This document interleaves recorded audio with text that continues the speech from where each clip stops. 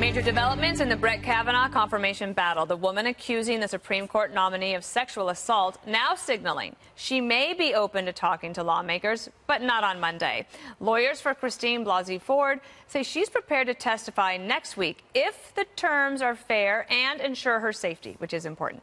We're also learning that Republicans on the Senate Judiciary Committee are trying to get answers about this allegation. Staffers interviewed Kavanaugh under oath and have reached out to potential witnesses, but Democrats, they're not participating. Even though the facts are not clear, the left is already claiming Kavanaugh is guilty. Here's Democrat Congressman Adam Schiff. They should get to the bottom of this, and it wouldn't take that long to do.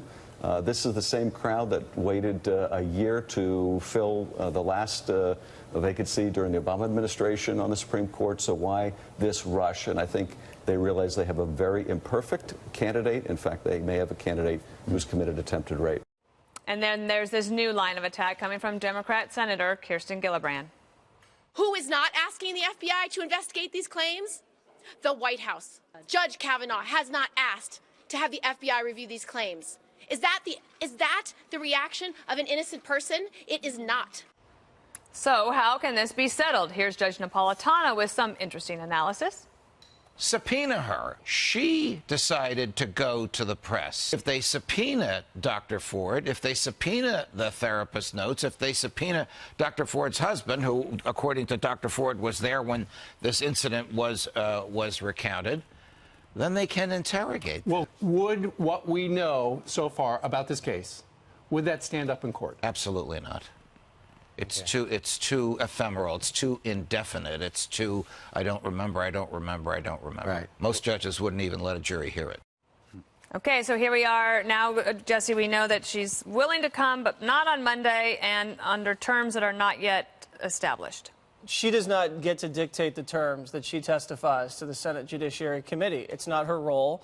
And, you know, I believe she's got a lot of lawyers around her that are getting cocky and they're trying to drag this thing out. And it's clearly a delay tactic. There's just tons of new information that really begin to cast doubt on the honesty and integrity of the Democrats on the Senate Judiciary Committee.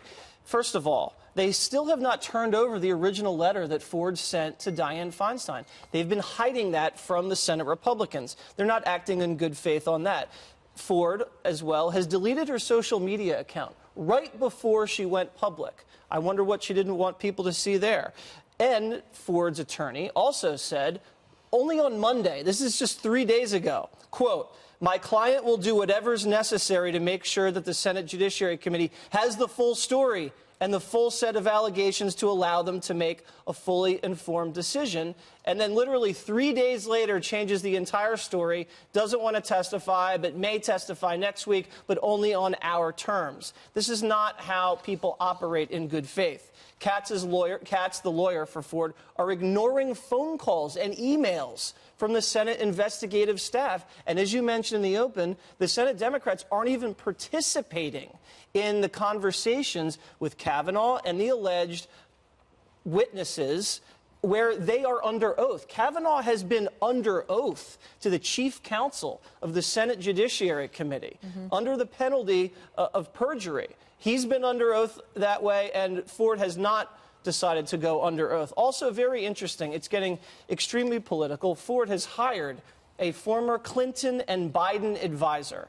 It doesn't look good if it's become this political at this point. It looks like the Democrats are making a partisan play here to delay and delay and delay, and there's less thought being paid to getting this alleged victim's story out there in an open forum. And I can't believe I'm quoting a senator and reading this letter. The Grassley letter to Dianne Feinstein. That's a masterclass of letters right there. Is one of the best letters I've ever read, and he goes through point by point. How many have you read? Two. The other one was from Ted Cruz. No, and he says this request for the FBI demonstrates a fundamental misunderstanding of how the FBI operates, and you understand this, Are you Dan. going to read all that? I don't want to read it, but I just want to highlighted a lot. I just want to summarize it. Okay. The Democrats are not operating in good faith, and the Senate Republicans have bent over backwards to accommodate this woman and have done anything possible to allow her to get her story out there. And so far, all we're seeing is delay, unfortunately. The other thing is that Senator Tammy Baldwin of Minnesota had booked a fundraiser with the accuser's lawyers, but now has canceled that because it probably didn't look too Not good. a good idea. What I saw you think that the Republicans have not been accommodating to her? I don't think this is a question of how the Democrats have acted. That's actually not what we're talking about here. What we are trying to determine is how we can get to the closest version of the truth that we can know decades later. I think she should testify. I also think that Kavanaugh should testify again, and I think Mark Judge, who she alleges was in the room, should testify. If there are any other witnesses, they should testify. I think she should do it quickly. I don't think Monday is some magical date on the calendar that if she doesn't show up that day, she's clearly lying. She's working to find a date next week that works. This woman never wanted to be public. She has death threats. She's had to leave her house. This is not a pleasant experience for anyone involved. So let's give her the opportunity to find a day next week that works and not impugn her reputation when we haven't even heard from her yet. Would Tuesday work? Is Tuesday better than Monday? Well, ask Dr. How dare Ford. you ask such a question? No, this isn't about the Democrats and how you don't like their behavior. It's about how to get Dr. Ford, Kavanaugh, Mark Judge, any other witnesses to testify, to find out what truth we can, and then the senators can determine whether that changes their vote or not. That's how the process works. It seems to me That's not crazy. Everybody's been pretty accommodating except for one group.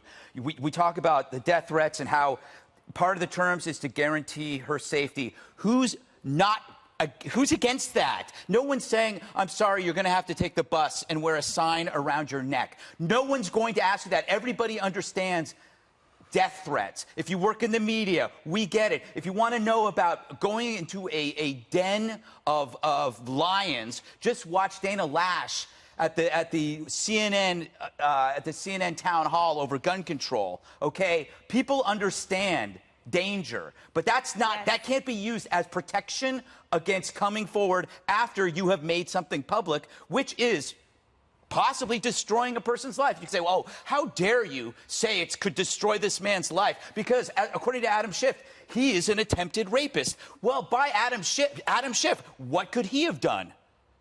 Where is he? Could you accuse him of something?